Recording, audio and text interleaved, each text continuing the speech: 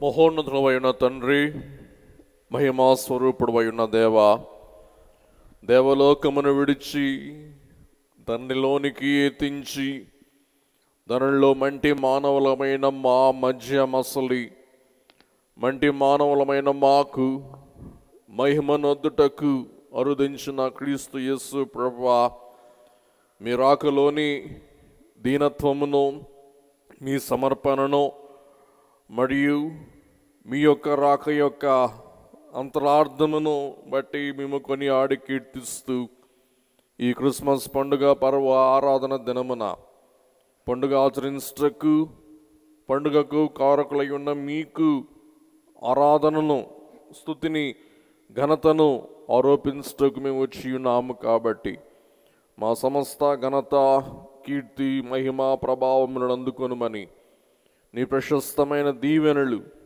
ఈ పండుగ పర్వదినమున మా అందరిపై ధారాళంగా వర్షింపచేయమని దేవా, ప్రతికూల వాతావరణమును మీరు పరిహారము చేసి సృష్టిని అనుకూలపరచిన తండ్రి మీకు స్తోత్రములు.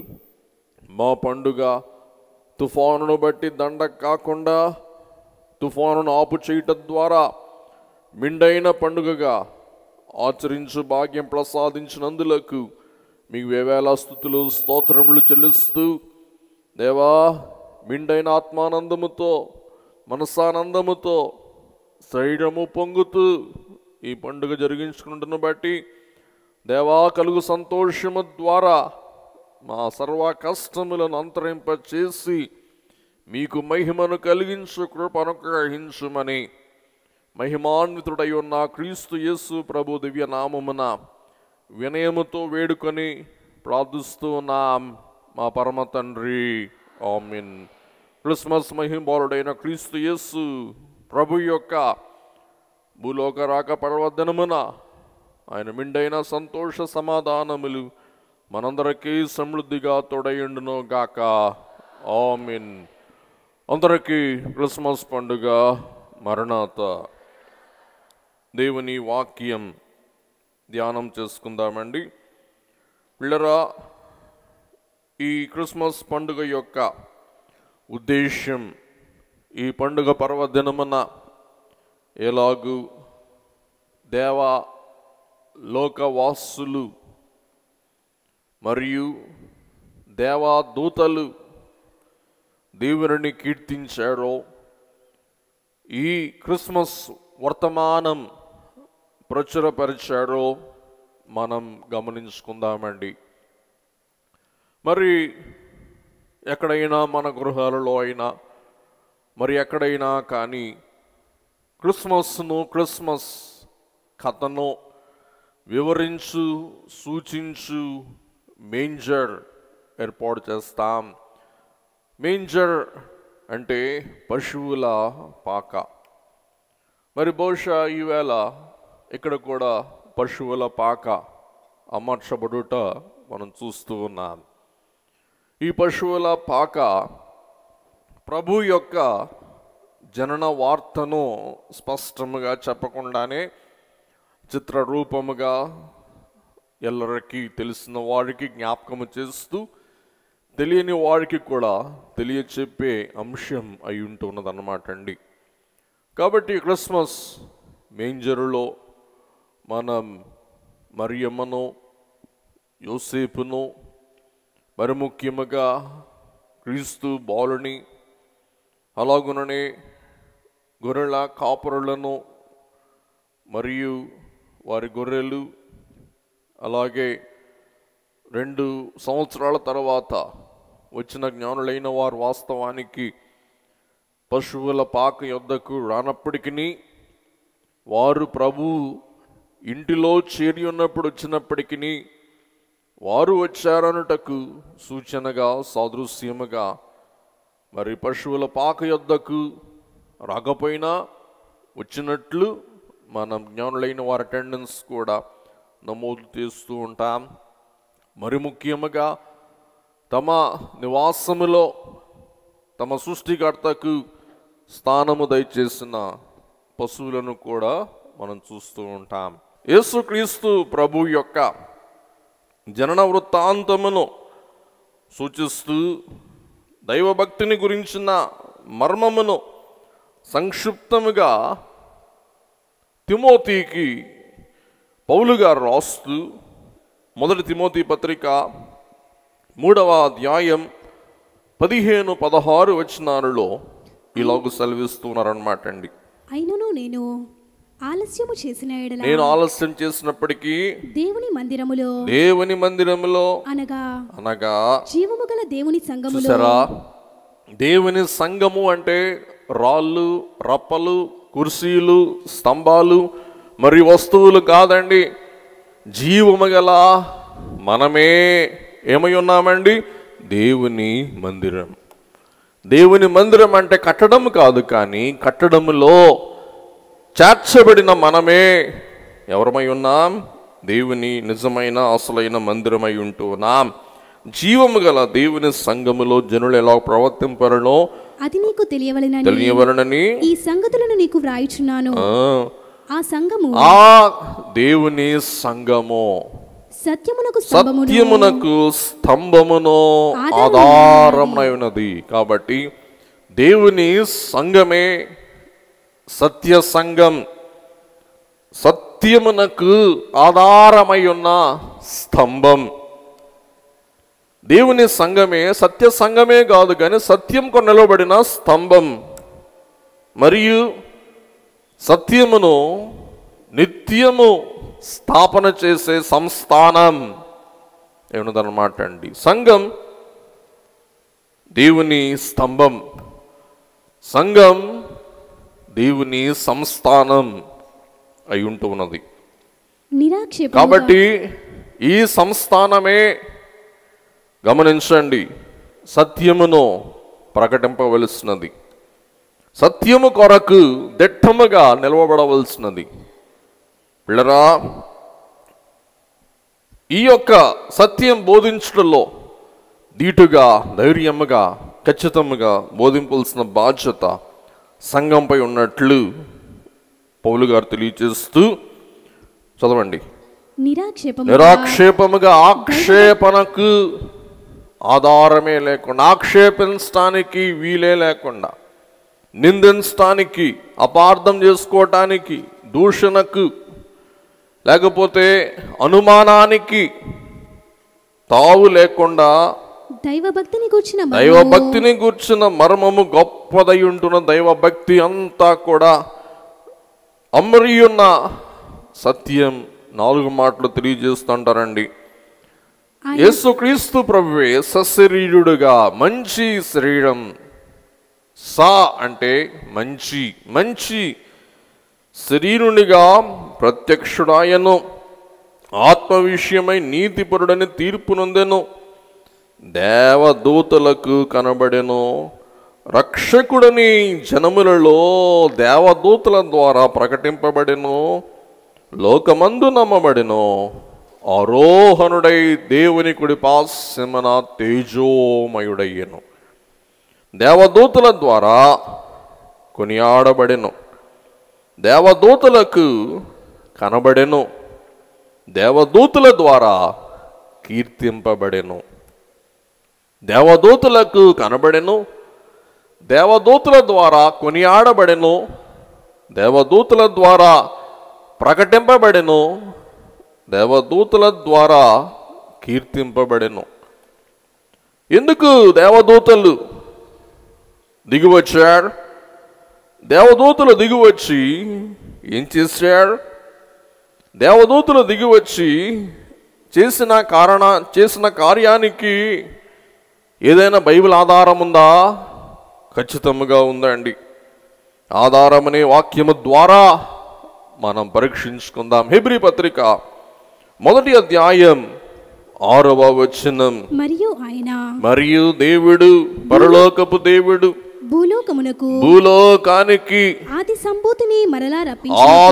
సంభూతిని ఆది కాలమందు, సృష్టి నిర్మాణ కాలమందు ఉన్న సంభూతిని మరలా భూమి మీదకి రప్పించినప్పుడు దేవుని దూతలందరూ, చూసారా, దేవుని దూతలందరూ ఆయనకు నమస్కారము చేయవలనని చెప్పుచున్నాడు. దేవుని ఆది సంభూతుని మరి ఒక వారం క్రితం మనం చెప్పుకున్నాం. అదేమనగా ఈ యేసు ప్రభువే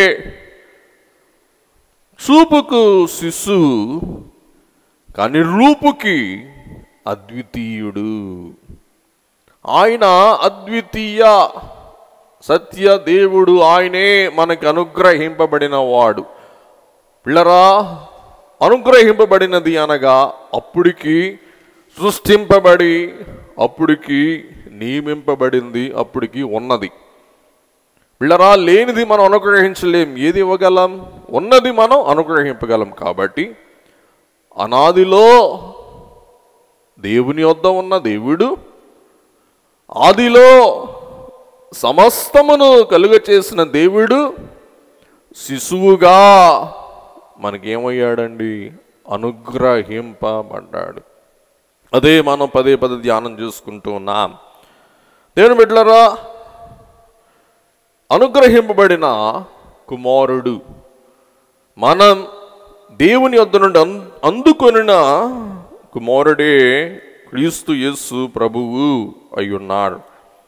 అందుకే యోహాను సువార్త 1వ అధ్యాయములో మనం చూస్తాం, ఆది యందు వాక్యముండెను, వాక్యము దేవుని యొద్ద ఉండెను, వాక్యమే దేవుడై ఉండెను. కాబట్టి ఆయన దేవుడై ఉండి 10వ వచనం, ఆయన లోకములో ఉండెను, లోకము ఆయన మూలముగా కలిగెను కానీ లోకం ఆయనను తెలుసుకొనలేదు.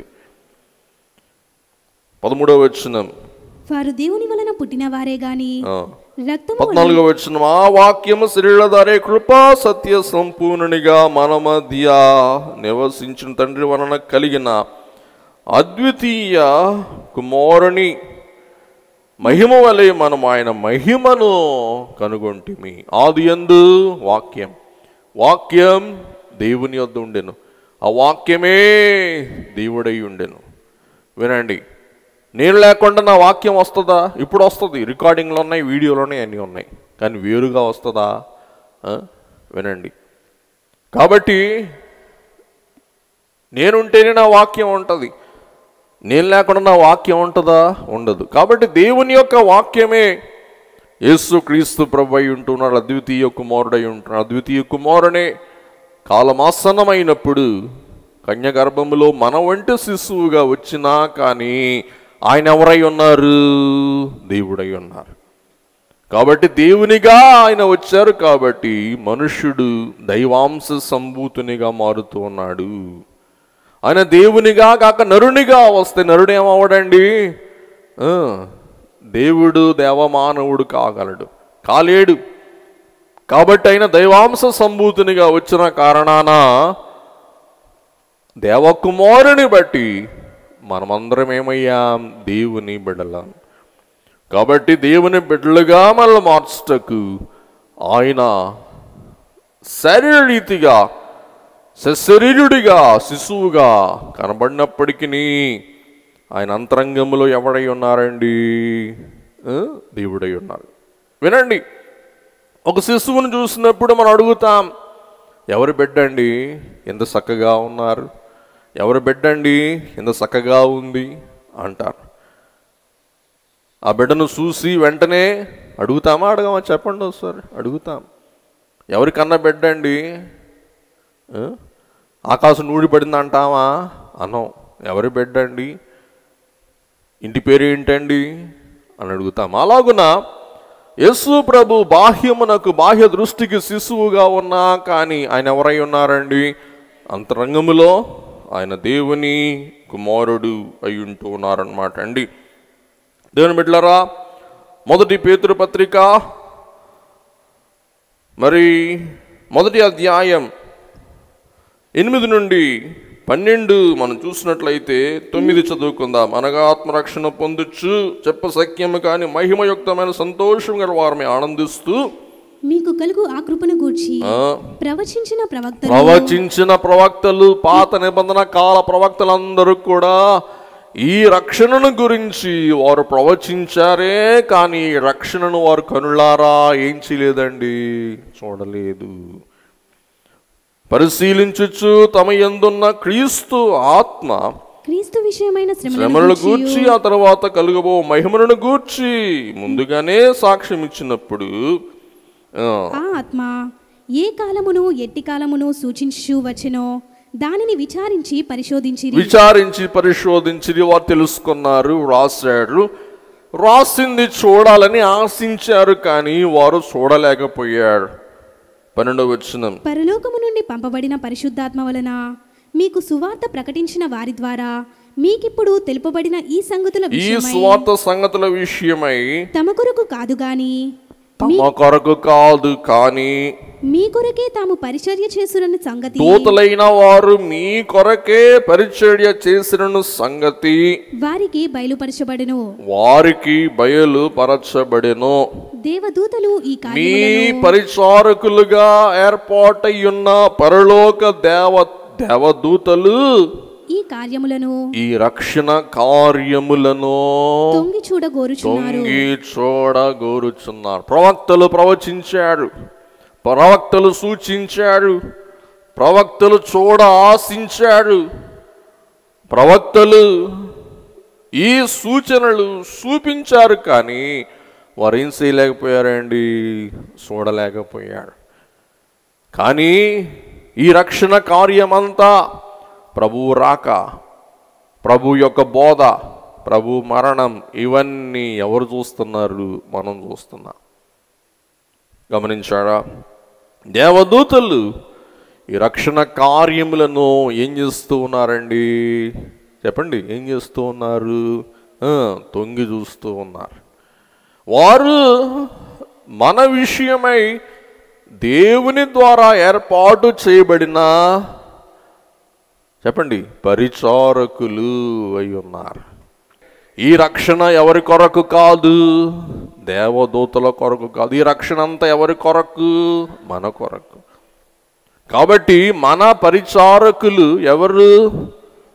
దేవదూతలు. మన పరిచారకులైన దేవదూతలు మనకు దేవుడు నిర్ణయించి నియమించి కాలం సమయం ఆసన్నము కాగా నిర్వహించిన ఈ కార్యమును ఏం చేయాలని చూస్తున్నారు? తొంగి చూడాలని చూస్తున్నారు అన్నమాట అండి. చూసారా? ఉదాహరణకి ఈ 9ంటికి అనుకోండి, మీ పనివారు ఏం చేస్తారు? మా అమ్మగారు ఏం చీర కట్టుకుంటుంది, మా అమ్మగారు ఏం పౌడర్ రాసుకుంటుంది, మా అమ్మగారు లిప్స్టిక్ రాసుకుంటుందా అని చూడాలని ఇష్టపడరా? ఒకవైపు చపాతీ చేస్తాను, ఒకవైపు తాలింపు వేస్తాను. ఏం చేస్తారు? తొంగి చూస్తూ ఉంటారు. అలాగే మీ పిల్లల పెళ్ళి ఏం చేస్తూ ఉంటారు? నా పిల్లలు అని ఆది నుండి ముగింపు వరకు అంతా మీ కరెంట్ సైకిల్ చేసుకుంటూ ఉంటారు. అవునా కాదా? కాబట్టి ఈ దేవదూతలు ఎందుకు దిగి వచ్చారు? క్రిస్మస్ కాలమందు వారికి ఎందుకు ఈ హడావడి అంటే వారి కొరకు కాదు. ఈ రక్షణ ఎవరి కొరకు? మన కొరకు. దేవుని వాక్యం వినే వినయభూషణులకు వేల వచ్చును, అహంకారులకు క్రిస్మస్ కాదు. ఈ క్రిస్మస్ ఎవరి క్రిస్మస్? వినయభూషణుల క్రిస్మస్. దేవుని వాక్యమును విని విశ్వసించి దీనిని నమ్మే వినయులకే క్రిస్మస్ కానీ అహంకారులకు క్రిస్మస్ కాదు. కాబట్టి లూకాసు వార్త 2వ అధ్యాయం 10వ వచనం, అయితే ఆ దూత భయపడకుడి గొల్లలారా, గొర్రెల కాపరులారా, భయపడకుడి. ఇదిగో ప్రజలందరికీ కలుగబోవు మహా సంతోషకరమైన సువర్తమాన మంచి వార్త నేను మీకు తెలియచేయవచ్చి ఉన్నాను. ఏంటి ఆ సువార్త, మంచి వార్త ఏంటి? చదవండి.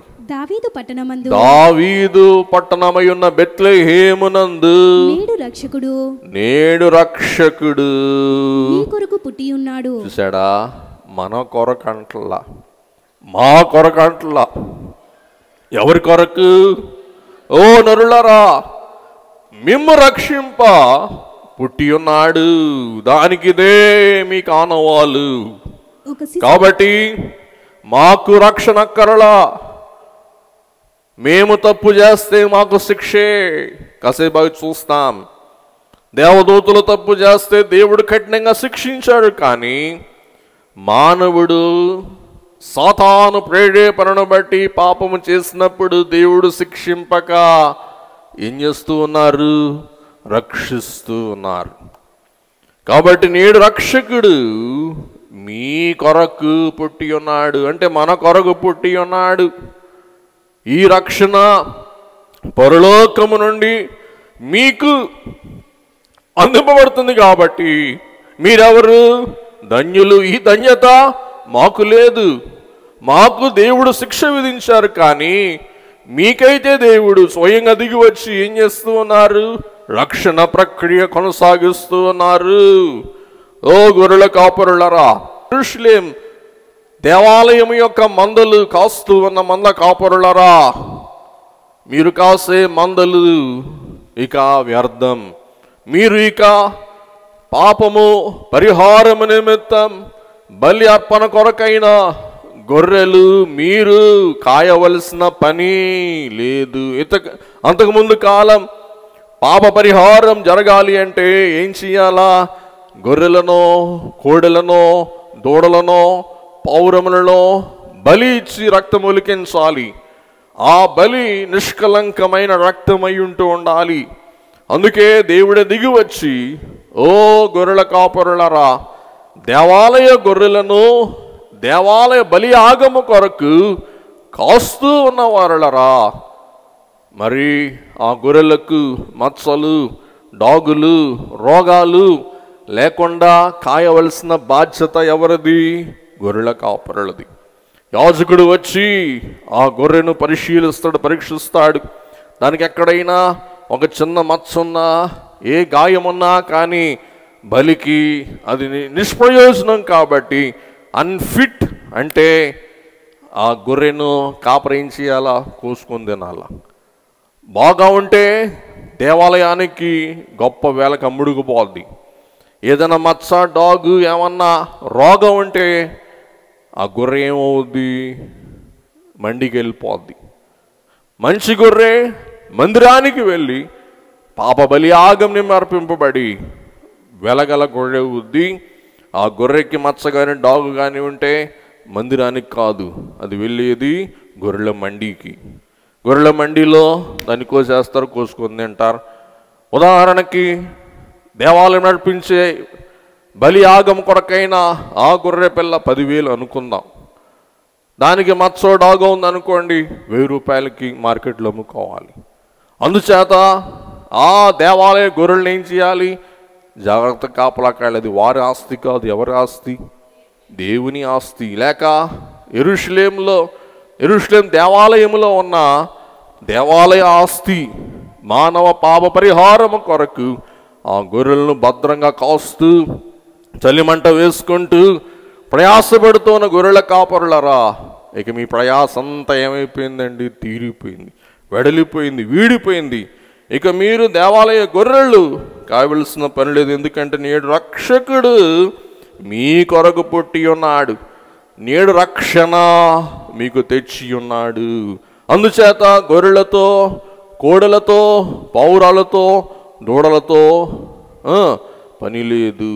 యేసుక్రీస్తు ప్రభువే మీ రక్షణ నిమిత్తం, మీ పాప పరిహారము నిమిత్తం, మీ శాప విమోచన నిమిత్తం, మీ శిక్ష తొలగించు నిమిత్తం మీ మధ్యకు అరుదించారు. కాబట్టి ఇది మీకు సుసమాచారం, మీకు సువార్త అని తెలియజేస్తున్నారు అన్నమాట అండి. మత్తయి సువార్త 1వ అధ్యాయం 21వ వచనం, తన ప్రజలను. కాబట్టి మనం ఎవరి ప్రజలం? దేవుని ప్రజలం. వారి పాపముల నుండి, తన ప్రజలు వారి పాపములు. చూసారా? పాపములేమో మనయి, ప్రజలముగానేమో దేవుని వారం, మనమేమో దేవుని వారము, పాపములేమో మనయి. కాబట్టి మన పాపాలు తీసేస్తే తప్ప మనము తన వారము కాలేము. అర్థమైందండి? మనము తన వారము కావాలి అంటే మన పాపాలు ఏం చేయాలి? దేవుడు తీసేసేయాలి. మీ అందరికీ పిల్లలు ఉన్నవాళ్ళే, లేకపోతే పిల్లలు ఒకప్పుడు కలిగిన వారే. ఉదయాన్నే మీ పిల్లల్ని ఏం చేస్తారు? శుభ్రంగా సబ్బు పెట్టి స్నానం చేయించి చక్కగా నూనె రాసి తలదువ్వి పౌడర్ కొట్టి పెళ్లి కొడుకులాగా పంపిస్తారు బడికి. వాడు సాయంకాలం వచ్చేసరికి ఏమైపోతాడు? వాడు సాయంకాలం వేడేప్పటికే మురికి పోతాడు. అని చూసి 4 తిట్లు తిట్టి, అవసరమైతే 4 ఈపుకు సరిసి, ఏరా నేను ఎట్టా ఇప్పుడు శుభ్రం చేయాలరా, నీ బట్టలు ఎట్లా ఉతకాలరా, రే నేను కానందుకు నా కర్మరా అని మీ కర్మ అనుకుంటారా? అనుకోరు. మళ్ళా వాడిని ప్రేమతో తీసుకొచ్చి 4 తిట్లు తిడతా, ఆడి గుండీలు తీసి, ఆడు సొక్కా తీసి, ఆడి సిడ్డి తీసి, మళ్ళా బాత్రూమ్కి తీసుకెళ్ళి ఆడిని శుభ్రంగా స్నానం చేసి, మళ్ళా పౌడర్ కొట్టి, మళ్ళా అడిగి సిల్లు కొట్టుతారు, ఇష్ట తగులుతారు, నా ఇష్ట తగులుతుందిరా. ఫస్ట్ ఏమో తిట్లు తిట్టాడు, ఇప్పుడు ఏమంటారు? రే నా ఇష్ట తగులుద్దురా, సిలుగుడు తీసుకోరా. సిలుగుడు తీసి అప్పుడు రే ఇప్పుడు నా కొడుకురా నువ్వు అంటారు. వాడి మురికి బట్టి, వాడు మీకెవడు కాదు, మురుపు కాదు. ఆడి మురికి తీసినప్పుడే ఏమవుద్ది? మీకు వాడి మీద మాట్లాడండి మురుపు. అలాగే మనము దేవుని బిడ్డలం, కానీ మనకి ఏం అంటుకుంది? పాపపు మురికి అంటుకుంది. కాబట్టి దేవుడు ఏం చేయాలా? మనం దేవుని బిడ్డలం, మన దేవుడు ఆయన. అందుచేత మన మురికిని తీసేసి మరలా మనల్ని మురుపుతో తన యొద్దకు స్వీకరించాలి, తన వారిగా స్వీకరించాల. వినండి, మీ బిడ్డని వినండి. మీరు శుభ్రం చేస్తారా? మీ పనామ శుభ్రం చేస్తుందా? మీరు మొద్దులైతే మీ పనామకి చెప్తారు మీ అబ్బాయిని శుభ్రం చేయమని. మీరు మంచోళ్ళు అయితే ఏం చేస్తారు? మీరే శుభ్రం. కానీ మీ పనామ ఏం చేస్తుంది? 4 సింపుల్ నీళ్ళు పోస్తుంది, పోరా పో నమ్మకాడికి పో అంటుంది. కాబట్టి దేవుడు మన రక్షించడానికి ఎవరినన్నా పంపించారా? ఆయన దిగి వచ్చారా? చెప్పండి. ఇప్పుడు ఆయన దిగి వచ్చాడు. కాబట్టి ఆయనే స్వయంగా దిగి వచ్చాడు. ఓ దేవదూతల వర్తమానం, ఆయన తన ప్రజలను వారి పాపముల నుండి రక్షించును, విడిపించును గనుక ఆయనకు ఏం పేరు పెడతారు? యేసు అనగా రక్షకుడు. అందరూ చెప్పండి, యేసు అనగా ఎవరు? చెప్పండి చెప్పండి, ఎవరు చెప్పండి? రక్షకుడు. ఉదాహరణకి మరి మీ ఇంట్లోకి పాము వచ్చింది అనుకుందాం. పాము వచ్చింది, మండ్రకప్పు వచ్చింది, మీ మీదకు వస్తుంది. ఏమంటారు? చూసి ఫోన్ చేసి ఏమంటారు? మునిగిపోతారు. కాబట్టి వెంటనే నన్ను రక్షించండి, నన్ను కాపాడండి, నన్ను కరుణించండి అని ఏం చేస్తారు చెప్పండి? కేకలు వేస్తారు. కాబట్టి వారు కూడా యేషువా రక్షించు రక్షించు. కాబట్టి మనందరికీ ఈవేళ ఎవరు కావాలండి? రక్షకుడు, విడుదల చేయువాడు, విమోచించువాడు, కాపాడువాడు, మన తిప్పలు తప్పించువాడు మనకు ఈవేళ అవసరం అని మనం చూస్తూ ఉన్నాం. కాబట్టి ఈవేళ మనకు రక్షకుడు వచ్చి ఉన్నారు. ఈ రక్షకుడే అభిషిక్తుడు, అంటే దేవుని ద్వారా నియమింపబడిన వాడు. నేను రక్షిస్తానని చెప్పి తన మీద తన ఈ రక్షణ పని పూనుకొని వచ్చిన వారు కాదు. కానీ ఈ రక్షణ నిమిత్తం ఆయనను ఎవరు ఏర్పాటు చేశాడు? పరలోకపు దేవుడు. అందుచేత ఈయన అభిషిక్తుడు. ఈయన వచ్చి ధర్మశాస్త్రం అంతయు నెరవేర్చి మనల్ని ఏం చేశారు చెప్పండి? రక్షించాడు. మత్తయి సువార్త 1వ అధ్యాయం 23వ వచనం, అని ప్రభువు ఆ, తన ప్రవక్త ద్వారా పలికిన మాట నెరవేరునట్లు ఇదంతయు జరిగెను. ఇమ్మానుయేలను పేరునకు భాషాంతరమున దేవుడు మనకు తోడని అర్థము. దేవుడు మనకు తోడని అర్థము. గమనించండి తల్లులారా, బిడ్డని స్కూల్కి పంపించేటప్పుడు మీరు కూడా ఏం చేస్తారు చెప్పండి? స్కూల్కి వెళ్తారు. మీ పిల్లలు చెప్తారు, ఇప్పుడంటే నువ్వు తాడి చెట్టు అంత అయ్యావరా, నేను చిన్నప్పుడు నేను నీతో పాటు చేంజ్ చేసేదాన్ని, స్కూల్లో కూర్చునేదాన్ని, నీతో పాటు టీచర్తో పాటు ఉండేదాన్ని అంటారు. మరి పిల్లలు స్కూల్కి వెళ్ళరు, ఆరంభంలో మారాం చేస్తారు. అప్పుడు తల్లి ఏం చేస్తుంది? అక్కడ దాకా తీసుకుని వెళ్ళి, అమ్మ చూసుకోమ్మా టీచర్ అమ్మా అని టీచర్కి అప్పు చెప్పుద్ది. ఏం చేస్తుంది? బయట చెట్టు కింద కూర్చుంటుంది, అరుగు మీద కూర్చుంటుంది. ఒకవేళ పిల్లోడు బేవమన్నాడు అనుకోండి, రే మీ అమ్మ ఎక్కడే ఉందిరా, చెట్టు కింద ఉందిరా అంటే బిడ్డ ఏం చేస్తాడు? మారాం చేయడు. ఎందుకు? తల్లి చెప్పండి, తల్లి తోడుంది కాబట్టి, తల్లి తన వెంట ఉంది కాబట్టి బిడ్డ ఏం చేయడు? ఏడవడు. వాడి మనసులో పడిపోద్దు, ఓహో మా అమ్మ ఎడంగా లేదు, మా అమ్మ చెట్టు కిందే ఉంది, బయటే ఉంది. అది మనసులో పడిపోద్ది. ఇంకా మనసులో పడిపోయిన తర్వాత మా అమ్మ నాకు తోడు ఉంటుంది అని వాడికి బేబీ క్లాసులు అలవాటు అవుద్ది. మెల్లగా అదే తలంపుతో ఎల్కేజీకి వెళ్తాడు, అదే తలంపుతో యూకేజీకి వెళ్తాడు. ఆ తలంపు వాడిని ఏం చేస్తుంది? పిరిగిదనం తొలగించి వాడిని ధైర్యం గలవానిగా చూస్తుంది. ఏంటి తలంపు? మా అమ్మ బయటే ఉంది. వెంటనే వానికి ఏమొచ్చేస్తుంది? ధైర్యం వచ్చింది. అలా దేవుని బిడ్డలారా, ప్రతి కార్యములో మనం ఏం కోరుకుంటాం చెప్పండి? తోడు కోరుకుంటాం. మనిషి సాతాను వశమైపోయాడు. సాతాను మాట అన్నాడు, పాపం చేశాడు. ఈ పాపం చేసిన మానవుని పాపం తీసేసి మనిషిని ఏం చేయాలి? మళ్ళా దేవుడు స్వీకరించాలి. కాబట్టి దేవుడే దిగి వచ్చాడు. అలాగున్నా దిగి వచ్చిన దేవుడే మనకు తోడైనటకు వచ్చిన దేవుడై ఉంటున్నాడు. ఇమ్ము అంటే మనకు, ఏలు అంటే దేవుడు, మనకు ఉండే దేవుడు అంతే. అందుకే అయ్యగారు రాస్తారు, ఇమ్ముగా యేసుని బట్టి నేడు నమ్మిన సర్వాంగ పుష్టి. నేడు నమ్మిన సర్వాంగ పుష్టి, అన్ని అంగాలలో పుష్టి. అందరూ కలిసి ఒక్క చరణం పాడుకుంది. ఇమ్ముగా యేసుని బట్టి నేడు నమ్మిన సర్వాంగ పుష్టి, యేసు నామము కంటే గొప్ప, యేసు నామము కంటే ఏది. కాబట్టి ఈ దేవుడు మన పాపాలు రక్షించే దేవుడు, మన పాపాలు పరిహరించే దేవుడు.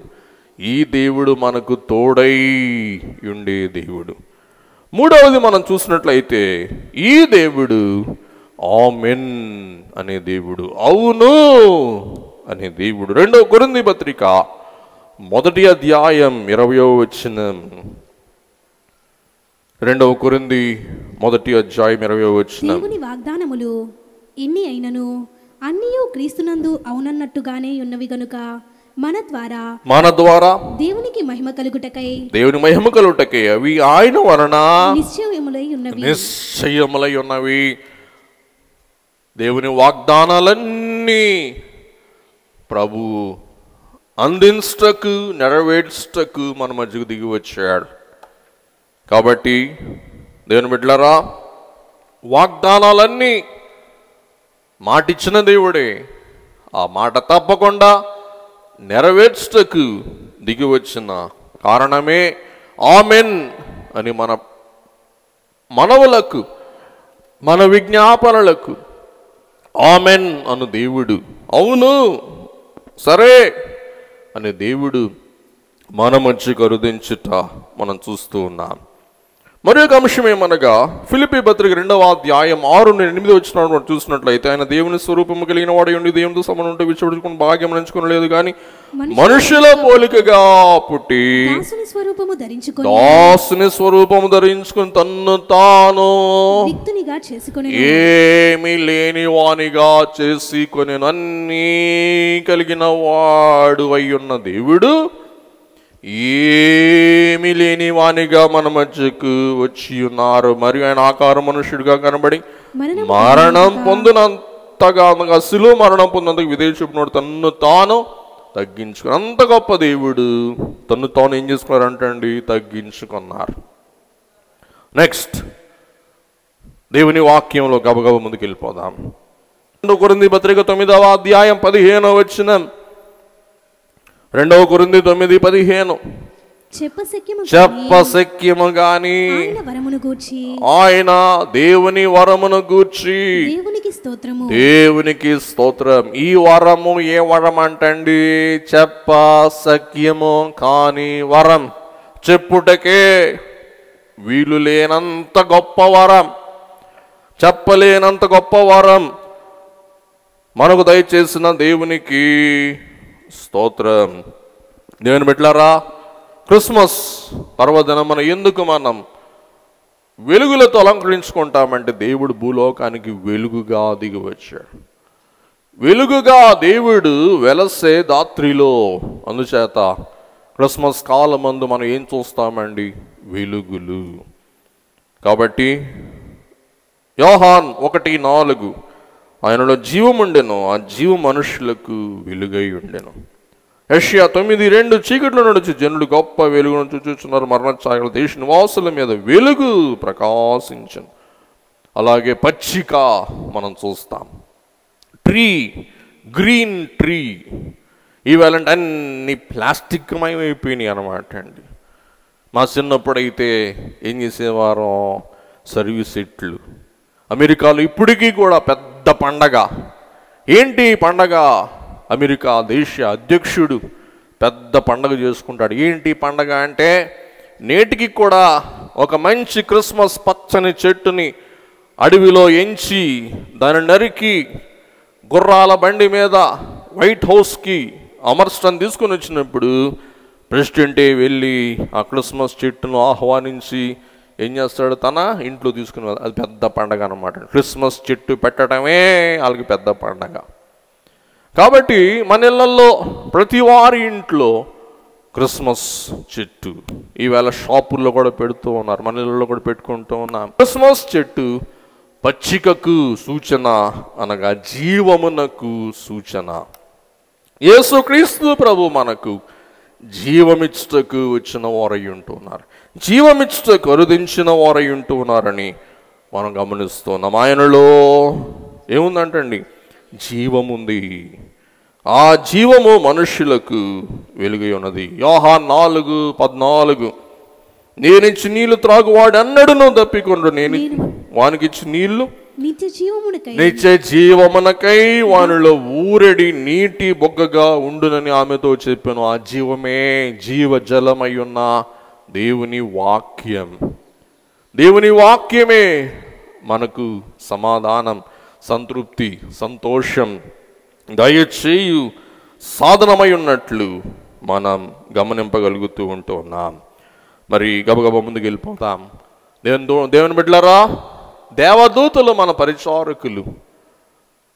యోబు గ్రంథం 38వ అధ్యాయం 7వ వచనం. ఉదయ నక్షత్రం లేకముగా కూడి పాడినప్పుడు దేవదూతలందరూ ఆనందించి జయధ్వనులు చేసినప్పుడు నేను లోకము యొక్క మూలరాతిని వేశాను. సృష్టికి మూలరాయి వేసినప్పుడు దేవదూతలు ఏం చేశారంటండి? సంతోషించాడు. ఏంటంటే దేవుడు ఏం చేస్తూ ఉన్నారు చెప్పండి? సృష్టి చేస్తూ ఉన్నారు. సృష్టిలో దేవుడు ఎవరిని అమర్చారు? మానవుని అమర్చాడు. కాబట్టి ఉదయ నక్షత్రాలు సృష్టి నిర్మాణ సమయమందు దేవుడు కలుగచేసే సృష్టిని బట్టి నక్షత్రాల వంటి ఉదయ నక్షత్రాలు అనబడిన దేవదూతలే ఏం చేశారంటండి?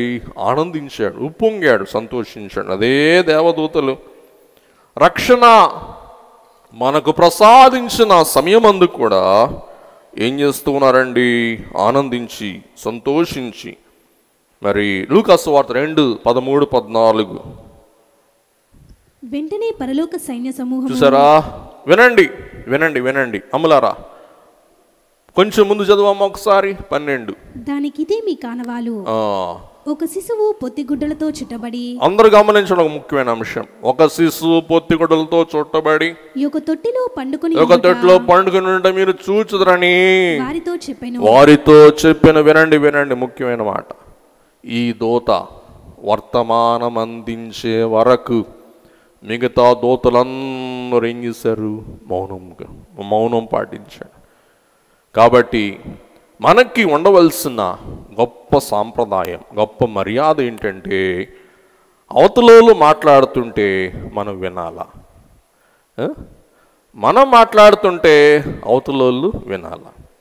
మనము వాళ్ళు మాట్లాడామనుకోండి, మెంటల్ వస్తుంది, వెర్రి పుట్టుద్ది, అదే ఏమంటారు, అమర్యాద అవుతుంది అన్నమాట అండి. అది ముందు గమనించాలి మనం. ఫోన్లో మాడతా ఉంటారు, మాడతా పూర్తి చేయడు. వీడికి ఆవేశం ఎక్కువ, వీడికి ఆక్రోషం ఎక్కువ, అది ఏమో ఆక్రోషం ఎక్కువ. ఏం చేస్తుంది? నేను చెప్పింది అంటున్నాను, నువ్వు చెప్పింది అంటున్నానులే కానీ, చెప్పింది అంటుంది. వింటున్నానులే కానీ నేను చెప్పింది నువ్వు వింటున్నానులే. చూసారా?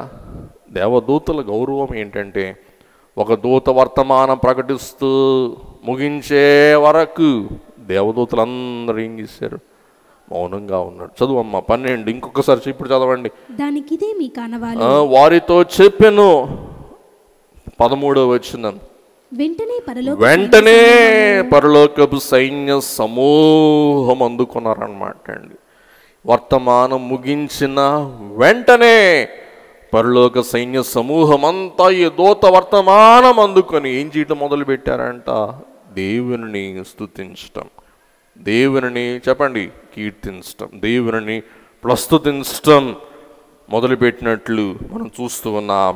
కాబట్టి రక్షణ ప్రసాదించిన శుభకారణాన దూతలు పరలోక దూతలు ఆనందించి సంతోషించి దేవుని మహిమపరచటం మనం చూస్తూ ఉన్నాం. ఎఫెసీ పత్రిక 1వ అధ్యాయం 3వ వచనం. మన ప్రభువైన యేసుక్రీస్తు యొక్క తండ్రి యొక్క దేవుడు స్తుతింపబడును గాక. ఎందుకు? ఆయన క్రీస్తునందు పరలోక విషయములలో ఆత్మ సంబంధమైన ప్రతి ఆశీర్వాదమును, చూసారా? ఆత్మ సంబంధమైన ప్రతి ఆశీర్వాదమును మనకు అనుగ్రహించును. ఆత్మ సంబంధమైన ప్రతి ఆశీర్వాదం దేవుడు మనకి ఏం చేశారంటే అండి, దయచేశారు. ఇలాగున దేవుని వరముగా, తమ దైవముగా పరలోకములో దేవుని సింహాసనము యొద్ద కొలవబడుతూ ఉన్న దైవాంశ సంభూతులలో ఒకరు. యెషయా గ్రంథం 6వ అధ్యాయంలో చూస్తాం, సన్నిధిపతి యెహోవా పరిశుద్ధుడు పరిశుద్ధుడు పరిశుద్ధుడు అని నిత్యగాన ప్రతిగానములతో కీర్తింపబడుతున్న దేవాతి దేవుని సింహాసనం ఖాళీ అయిపోయిందంటండి. ఆ ఖాళీ అయిపోయిన దేవుడు ఎక్కడికి వచ్చేసారంటండి? మరియ గర్భంలోకి వచ్చాడు. అందుకే ఓ మరియమ్మో, మా దేవుడే నీ కడుపులోకి వస్తున్నాడు అని చెప్పింది దేవదూత. కడుపులో ఉన్న దేవుడు బయటికి వచ్చేసరికి దేవదూతలు అందరూ తొంగి తొంగి చూస్తున్నారంట. మా దేవుడు మానవునిగా భూలోకానికి వెళ్తే ఎలాగుంటారో, అసలు దేవుడు మానవుడు కాగలడా? కాబట్టి దేవుని అంతా పర్మిషన్ తీసుకొని పరలోకమంతా దూతలు ఖాళీ చేసేసి ఏం చేశారంటండి? సర్వోన్నతమైన స్థలములలో దేవునికి మహిమ, దేవా నీకు అత్యుత్తమమైన మహిమ, నీకు అత్యున్నతమైన మహిమ, నీ మహిమకే అవధులు లేవు, నీ మహిమకే సాటి లేదు. మాకు ఎంత మహిమ ఇచ్చుట మాకు అలవి అవునో అంత మహిమ నీకు ఇస్తూ ఉన్నాం. ఎందుకనగా ఈవేళ పరలోక దేవుడు అయి ఉన్న నీవే ఏమయ్యావు? మా యజమానులై ఉన్న మంటి మానవ శరీరము అందుకున్నావు, అందును బట్టి నీకు స్తోత్రములు. మానవులారా, మీకెంత పరపతి దయచేసిన దేవుని మీరు మరువకండి, విస్మరింపకండి. మీ కొరకు తెచ్చిన రక్షణను అందుకోండి, ఆనందించండి, దేవునికి కృతజ్ఞత కలిగి జీవించండి అని దేవదూతలే ఈ సమయమందు పొందిన రక్షణను బట్టి మానవుడు దేవుని కీర్తింపవలసిందిగా ఆశిస్తూ ఉన్నట్లు మనకు వాక్యం బట్టి కనబడుతున్నదన్నమాట అండి. ముగించేసుకుందాం. ఇందాక మీకు చెప్పాను, ముఖ్యమైన ఒక అంశం చెప్పి టైం ఏది ముగించేస్తుంది. ఏమనగా 2వ పేతురు పత్రిక 2వ అధ్యాయం 4వ వచనం, యోధా పత్రిక 6వ వచనం చదువుకొని ముగించేసుకుందాం. దేవదూతలు పాపము చేసినప్పుడు దేవుడు వారిని విడిచిపెట్టక చూసారా, దేవదూతలు తప్పు చేసినప్పుడు దేవుడే వారిని పాతాళ లోకమందలి కటిక చీకటి గల బిలములోనికి త్రోసి తీర్పుకు కావలిలో ఉంచబడుటకు వారిని అప్పగించి వేశాను. ప్రధాన దూత దేవునితో కూడా ఉండాలని ఆశించి పిల్లరా తాను గర్వించినప్పుడు వెంటనే ఆ వేకువ చుక్క ఏమైంది చెప్పండి? పడద్రోయబడింది, బిలములో త్రోసివేయబడింది, తీర్పు కొరకు కావలిలో ఉంచబడింది. యోధా పత్రిక 6వ వచనం, మరియు తమ ప్రధానత్వమును నిలుపుకొనక తమ నివాస స్థలములను విడిచిన దేవదూతలను మహాదినమున జరుగు తీర్పు వరకు కటిక చీకటిలో నిత్య పాశములలో బంధించి భద్రము చేసిన దేవదూతలైన వారు అతిక్రమించినప్పుడు దేవుడే వారిని నరకాగ్నిలో పాతాళములో బంధించి వేశాడు. కానీ మానవుడు పాపం చేసినప్పుడు దేవుడు ఏం చేశాడు చెప్పండి? రక్షకుని పంపించి రక్షించాడు. మానవుని పాతాళములో పంపించలేదు. అందుకే దేవదూతలు అంటున్నారు, ఓ నరులారా మీరంతా ధన్యులు, మేము పాపము చేస్తే మాకు బిలమే, మాకు నరకమే, మాకు తీర్పే. కానీ దేవుడు మీకు తీర్పు తీర్చక మీ కొరకే ఆయన ఏం చేశారు చెప్పండి? దిగి వచ్చాడు, మీకు రక్షణ తెచ్చాడు, మీకు మీ పాప శాపముల నుండి విమోచన కలిగించటకు దేవుడు దిగి వచ్చాడు. ఆ దేవుని చూడండి, దేవుని బట్టి ఆనందించండి, ఆ దేవుడు అనుగ్రహించే రక్షణను అందుకోండి అని తెలియజేస్తున్నాడు. కాబట్టి ఆ మహిమ దూతలు ఆ చీకటి వేళ మందిరమంతటి లేక పశువుల పాకంతటిని మహిమతో నింపివేయుట మనం చూస్తూ ఉన్నాం. కాబట్టి యేసుక్రీస్తు ప్రభువు మధ్యరాత్రి వేళ లేకపోతే తెల్లవారుజాము వేళ జన్మించినప్పుడు చీకటి మహిమతో ప్రకాశింపబడింది, చీకట్లో వెలుగు ప్రకాశించింది. కానీ యేసుక్రీస్తు ప్రభువే మధ్యాహ్న కాలమందు, మెట్ట మధ్యాహ్న కాలమందు సిలువపై మరణిస్తూ తాను ఆత్మను సమర్పిస్తూ ఉన్న వేళ మెట్ట మధ్యాహ్నమందు అంధకార చీకటి అలుముకుంది. చూడండి ఎంత విడ్డూరమో. యేసు ప్రభు జన్మించిన వేళ రాత్రి వేళ మహిమ ప్రకాశించింది, యేసు ప్రభు మరణించిన వేళ మధ్యాహ్న వేళ చీకటి కమ్మింది. కాబట్టి మహిమ ప్రకాశించిన దినమే, పరలోకం భూలోకం ఏకమైన దినమే, ఏకము చేయుటకు దేవుడే దిగి వచ్చిన పర్వదినమే ఈ క్రిస్మస్ పండుగ పర్వదినము. కాబట్టి క్రిస్మస్ బాలుని ఎత్తుకొని హత్తుకొని ముద్దు పెట్టుకొని ఈ బాలు ఎందు నిమిత్తమే వచ్చారో గ్రహించిన మనమే ఆయన రాకలో ఉన్న మర్మమును కనుగొని ఆ మర్మములో ఉన్న ప్రతి విధమైన భాగ్యమును, ఐశ్వర్యమును, రక్షణ భాగ్యమును అందుకొని మనసానందముతో కూడిన అత్యానంద క్రిస్మస్ జరిగించుకునగల ధన్యత ప్రభు మనందరికి దయచేయును గాక. దయగల ప్రభా, కృపగల తండ్రి, పరలోక వర్తమానికులైన దేవదూతుల ద్వారా మీ భూలోక రాకలో ఉన్న మర్మమును మా కనులకు విప్పుగా కలిగించిన బోధించిన దేవాతి దేవా మీకు స్తోత్రం చెల్లిస్తూ నేడు మీరు తెచ్చిన రక్షణను మేమందరం అందుకొని శిక్షణ తప్పించుకొని మోక్షరాజ్యములో ప్రవేశించి దేవా మేమందరం సదా అక్షయ జీవులముగా మీ మోక్షరాజ్యములో ప్రకాశించు భాగ్యం ప్రసాదించుమని గొప్ప రక్షణ మన కొరకు అమర్చిన తెచ్చిన అనుగ్రహించిన యేసు స్వామి పరిశుద్ధ నామమున వేడుకొని ప్రార్థిస్తున్నాం మా పరమ తండ్రి. ఆమేన్.